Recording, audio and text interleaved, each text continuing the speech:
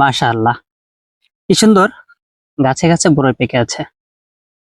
দূর থেকে দেখে লোভ লাগছিল, কাছে চলে আসছি, অবশ্য বড়ইও ছিঁড়ছি, কিন্তু খাওয়ার কায়দা নেই। এমন হয় না যে অনেক কাজ আছে আমাদের সমাজে যেগুলো আমাদের করতে মনে চাই, করতে খুব ইচ্ছা হয়, কিন্তু চাইলেও আর সেটি পেরে উঠি না। হয়তো কোনো অজানা অদেখা কোনো বাধ্যবাধকতা থাকে, রোজা আছে তাই বড়ই খেতে পারছি না। অথচ বড়ই দেখে কিন্তু লোভ লাগছে। দেখো কি সুন্দর বড়ই পেকে আছে।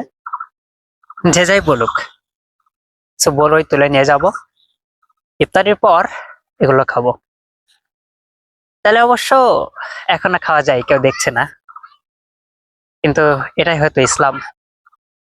কোন একটা অদৃশ্য নিষেধ আছে, যার কারণে চাইলেও এখন আমরা বড়ই খেতে পারছি না। হয়তো এই যে অজানা একটা ভয়, এই ভয়টা ইসলাম। মহান আল্লাহ কত সুন্দর করে সৃষ্টি করেছেন আমাদের, কত সুন্দর করে সাজিয়ে রেখেছেন এই পুরো পৃথিবীকে। আমাদের জন্যই তার এই সমস্ত সৃষ্টি।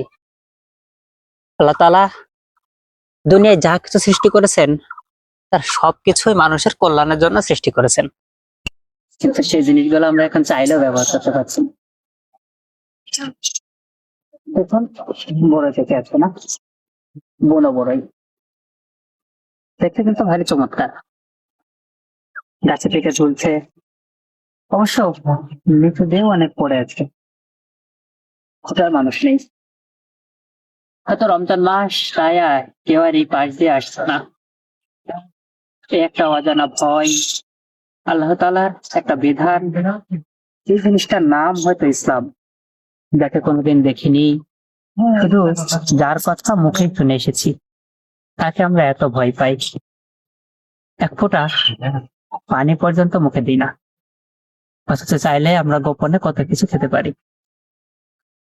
এটা হয়তো ইসলামের সৌন্দর্য। মাহে রমজান মাস, এই মাসে আমরা আল্লাহর সকল বিধিনিষেধ মেনে চলবো, তার নিষেধ করা কাজগুলি করব না। রমজান মাসে মুরব্বীদের জন্য দোয়া করব, এবং যদি সামর্থ্য হয় বেশি বেশি সাধ্য মতো দান করবো।